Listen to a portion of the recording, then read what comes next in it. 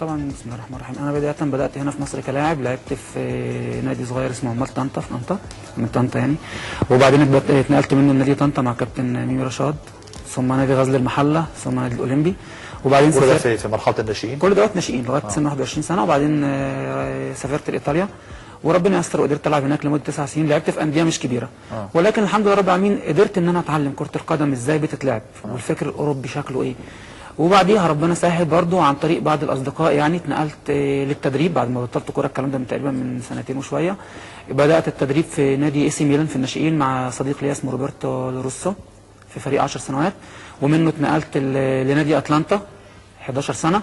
وبعدين من نادي اتلانتا اتنقلت لاكاديميه نادي اتلانتا، وبعدين اتنقلت دلوقتي مع مدرب اسمه جالوزي في ناشئين نادي انتر ميلان 12 سنه. ايه اللي حسيته الفروق ما بين الكره المصريه والكره الايطاليه؟ فروق كبيره جدا يا كابتن. طب انا لسه ما كملتش السؤال، انا لسه بقول ايه الفروق. الفروق كبيره يعني بالراحه علينا. ايه الفروق اللي انت حسيتها؟ بدايه لو هقول لك بس معلومه صغيره خالص على مستوى الاحصائيات يعني. اتفضل. انا كنت عارف من سنتين ان احنا عندنا هنا، كنت عن طريق فرانشيسكو توتي كان عاوز يعمل هنا اكاديميه ليه في مصر. فقال لي اجمع لي بعض المعلومات عن كره القدم في مصر عشان اشوف البيئه دي هتصلح ان انا اعمل اكاديميه ليها في مصر ولا لا. قدرت اوصل ان احنا عندنا هنا في مصر في اتحاد كره القدم مقيد 35,000 لاعب. تمام. ناشئين وطبعا فيرست تيم كمان. كل اللاعبين المقيدين 35,000 لاعب. ايطاليا فيها 38,000 حكم. تمام. لاعبين تقريبا حوالي 1,500,000 وشويه في ايطاليا. فرق رهيب ده على مستوى الاحصائيات. تمام. على مستوى الفكر بقى وعلى مستوى الملاعب في فروق رهيبه. قارن بين ملاعبنا هنا وملاعبهم هناك. هناك كل فرقه، هناك طبعا الدوري 10 درجات. انت عندك هنا كام درجه؟ 4 تقريبا، مش كده؟ 4 10 درجات. حتى الدرجه العاشره متابعه في التلفزيون. انت هنا فبدات بس من اول ما كان قنوات كده، قناه متخصصه ظهرت من كام سنه، بدات شويه تتابع اللي هي الممتاز به. بالظبط. اللي بعديه كله مختفي، محدش يعرف عنه حاجه. هنا كل الدرجات متابعه. ما هي 10 درجات عشان تستوعب مليون لعيب. ما طبعا ما كله مليون، اكتر من مليون كمان. كل فرقه ليها ملاعبها، حتى وان كان احيانا ممكن تلاقي اكتر من فريق بيتدرب. ما قلت ايه فرانشيسكو توتي؟ ايه؟ قلت له ايه في الاخر؟ والله اتكسفت اكلمه. كان الاول احنا اتواجهنا بصعوبات كتير جدا هنا، لان انا عرضت على انديه كتير، انديه كبيره، ولقيت ان في كل انديه في نجوم عاملين فعلا اكاديميات. بس في كمان انديه كبيره عامله اكاديميات غير الاكاديميات، يعني في اكاديميه نادي الاهلي، اكاديميه نادي الزمالك، نادي الاسماعيلي، في جوه الانديه نفسها كمان. في مثلا كابتن محمود الخطيب في اكاديميه كابتن محمود الخطيب، في اكاديميه كابتن احمد الكاس. كل واحد ليه اكاديميه. فطبعا هتحط محمود فرانشيسكو توتي هتحطه فين؟ ايه الفرق بقى؟ عايزين برضك نحدد مفهوم الاكاديميه. ما هو ده اللي انا كمان عايز اعرفه. انا عندي في طنطا، هي طبعا مدينه صغيره، اتفاجئت والله بتكلم بجد مش بهرج. انا من اسبوعين اتفاجئت ان في واحد انا اعرفه شخصيا يعني كان بيلعب في دورات رمضانيه، هو لعيب كويس ما شاء الله، كان لعيب كويس. اتفاجئت انه عامل اكاديميه. ازاي؟ وازاي انت تودي ابنك يلعب عنده؟ وازاي اتحاد الكوره سايبه؟ ما انا عايز برضك تقول لي ايه شكل الاكاديميه اللي انت شفتها؟ اللي هنا يعني ليها مبنى وليها ملعب خاص اللي هنا ولا اللي هناك؟ اللي في طنطا بيلعبوا في ملعب مدرسه. تمام. في ترابه. طيب واكاديميه الكابتن محمود الخطيب واحمد الكاس برضك ليها ملعب وليها مبنى ولا هي مأجره؟ بص هقول لحضرتك حاجه، انا اتعرض عليا فعلا، يمكن الكابتن محمود الخطيب نفسه ما يعرفش، اتعرض عليا فعلا ان انا اشتغل في اكاديميه الكابتن محمود الخطيب عن طريق صديق ليا شغال فيها. ولما قعدت اتكلمت معاه وشفت هم بيشتغلوا ازاي، الكلام كله ما عجبنيش طبعا، مع احترامي الكابتن محمود الخطيب نجم كبير. اكتشفت طبعا هم بيلعبوا الموضوع استثماري. اللي عاوز يلعب بيلعب، اللي بيدفع بيلعب. الكلام ده مش مظبوط يا كابتن. انا عندي ابن اختي عنده 3 سنين، انا بقول الكلام ده والله حقيقي، 3 سنين وديناه نادي الميلان اختبروه.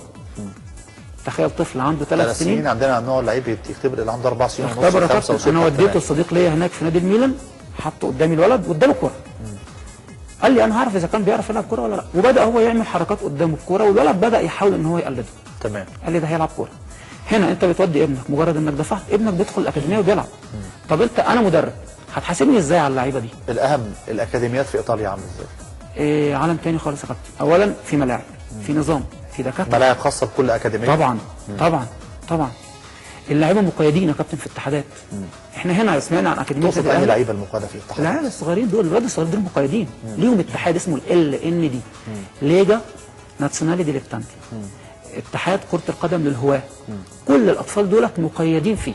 هنا اللعيبه اللي عندنا اللي في الاكاديميات مش مقيدين في اي اتحاد. احنا عندنا كله بيندرج في اتحاد الكوره، بس في تصنيف محترفين وهو طبعا كله بيندرج في اتحاد الكوره. بس انا يمكن الكلام ده كله كويس جدا، لكن على ارض الواقع الكوره ما بتعرفش الكلام ده. اي يعني كلام. على ارض الواقع الكوره ما بتعرفش الاكاديميات، ما بتعرفش الملاعب، ما بتعرفش ده. ليه؟ لان النهارده لما تلاقي الدوري الاوروبي في طبعا عايزك تشوف الصوره دي كمان، صوره مهمه، دي صوره من تدريب احد فرق الناشئين. ديت بتاعت اتلانتا.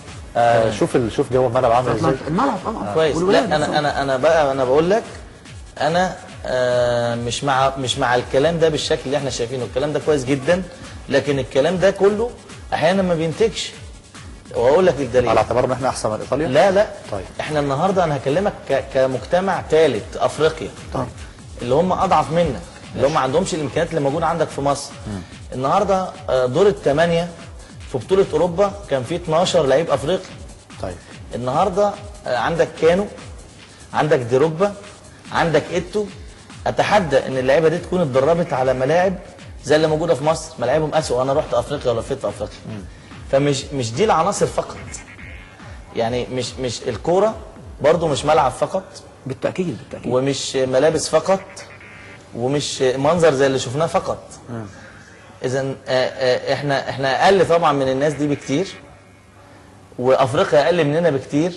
واحنا الاثنين اقل من اوروبا. طبعا لكننا نمتلك الخامه.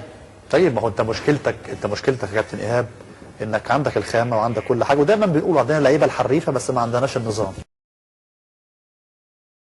ولكن الغريب انه قال انه بيدرس احتماليه استخدام حكام اجانب ما لهاش في الدوري، مش الفلوس اللي ممكن تخليها تكسب الاسماعيلي، على الاقل هو يكسب بشرط انه يتعادل فريق غزل المحله او يخسر. وليس لما بيعلن بشكل رسمي او بيعلن بشكل علني هو ده اللي محتاج علامات استفهام. قدروا يفوزوا على غزل المحله، المهم انه محتاجين على 15000 جنيه، ولكن هنتكلم على طه بصري طبعا مدير فني لصالح مين، ما عندوش فرصه انه يفوتها، لا هو هيكسب. طبعا مرتضى منصور في اي مكان موجود فيه بيعمل حاله. مش هنتكلم كوره بشكل مختلف، مش هنقول هي فين، هي معروفه طبعا.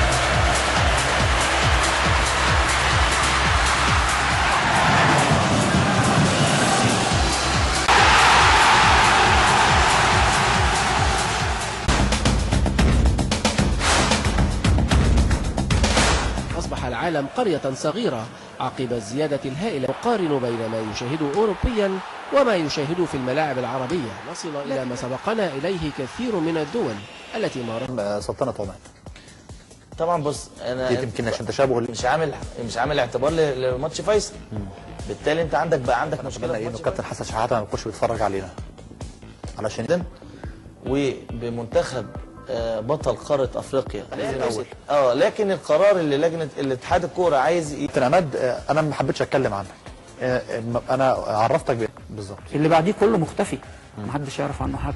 هنا كل اللي تكلموا كان الاول احنا اتواجهنا بصعوبات. دي ايه شكل الاكاديميه اللي انت شفتها؟